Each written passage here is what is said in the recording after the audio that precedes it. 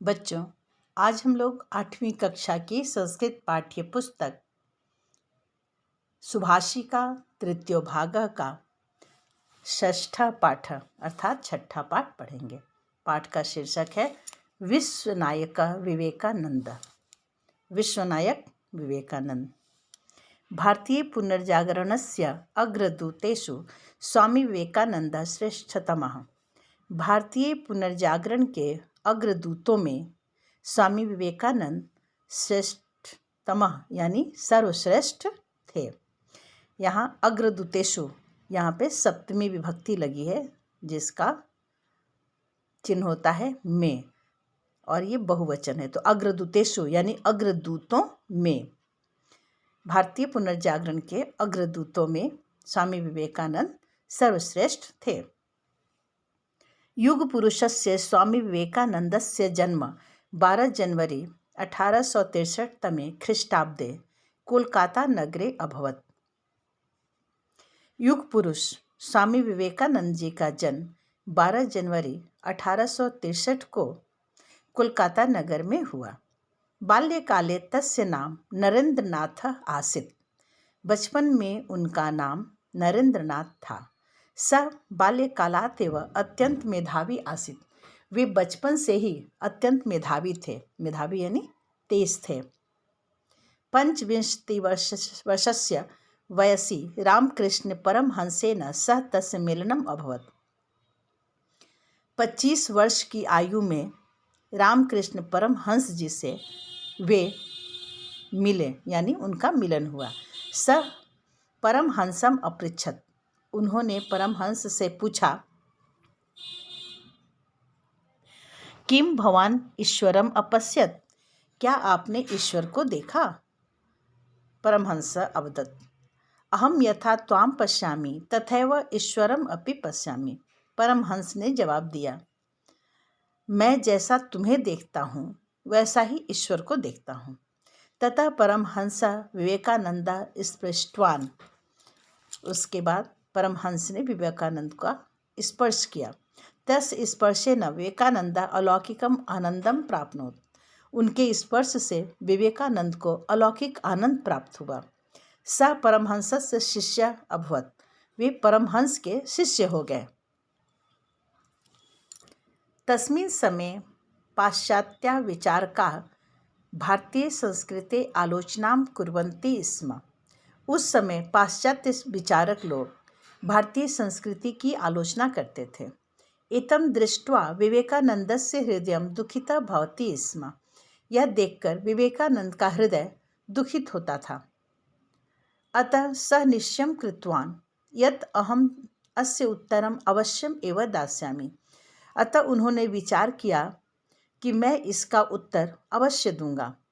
1893 तमे ख्रीष्टाब्दे अमेरिका देशस्य शिकागो नगरे विश्वधर्म सम्मेलनम् आसीत्। 1893 में अमेरिका देश के शिकागो नगर में विश्वधर्म सम्मेलन था। तस्मिन् सम्मेलने विवेकानंद भारतस्य प्रतिनिधिरूपेण भाषणम् अददात्। उस सम्मेलन में विवेकानंद जी ने भारत के प्रतिनिधि के रूप में भाषण दिया। तस्य विचारं श्रुत्वा तत्र उपस्थिताः सर्वे विद्वांसः चकिताः प्रसन्नाश्च अभवत्। उनके विचारों को सुनकर वहाँ उपस्थित सभी विचारक प्रसन्न हुए और आश्चर्यचकित हुए। सर्वेषु धर्मेषु विवेकानंदस्य समभाव आसीत्।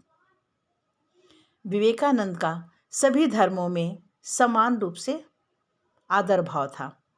स वदति स्म। उन्होंने कहा था, संसारे एकः एव धर्म तस्य नाम मानवता इति। उनका कहना क्या था कि संसार में एक ही धर्म है और वह है मानवता। तस्य विचारः आसीत्। उनका विचार था, उत्तिष्ठत् जाग्रत् प्राप्य वरान निबोधत्। अर्थात उठो, जागो, श्रेष्ठ लोगों को पाकर उन्हें जानो। अर्थात तब तक चलते रहो। अर्थात तावत चलत यावत लक्ष्यम न मिलेत। तब तक चलते रहो जब तक लक्ष्य मिल न जाए, यानी लक्ष्य की प्राप्ति न हो जाए। इतोपि यदा भवान समस्या रहिता भवति तदा अवगच्छतु यत् भवान उचिते मार्गे नास्ति। ऐसे भी जब आप समस्या रहित हैं, इसका अर्थ है कि आप उचित मार्ग पर नहीं हैं। तस्य एतादृशः बहवः विचाराः सन्ति।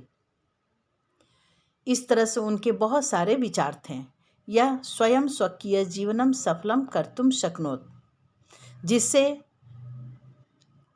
हम अपना जीवन सफल कर सकते हैं। 4 जुलाई 1902 तमे ख्रीष्टाब्दे सह शरीरम अत्यजत। 4 जुलाई 1902 को उन्होंने अपना शरीर त्याग दिया। तस्य जन्मदिवसः राष्ट्रीय युवा दिवस रूपेण मन्यते। उनका जन्म दिवस राष्ट्रीय युवा दिवस के रूप में मनाया जाता है। स्वामी विवेकानंद सम्प्रति संसारे नास्ति, परंतु तस्य विचारा उपदेशा च सर्वदा एव प्रासंगिका स्थास्यन्ते। स्वामी विवेकानंद इस समय संसार में नहीं हैं, परंतु उनके विचार और उपदेश हमेशा अवसर अनुकूल रहेंगे। सह वस्तुतः युग पुरुषः विश्व नायकः च। वे वास्तव में युग पुरुष और विश्व नायक रहे हैं। ज्ञान पुंज प्रकाशम तो योतनोत धरणी तले उपकृतो येन संसारस्त विवेक नमाम्यहम्। अर्थात जिसने ज्ञान के प्रकाश पुंज को संपूर्ण पृथ्वी पर फैलाया, जिसने पूरे विश्व पर उपकार किया, मैं उन विवेकानंद को नमस्कार करती हूँ।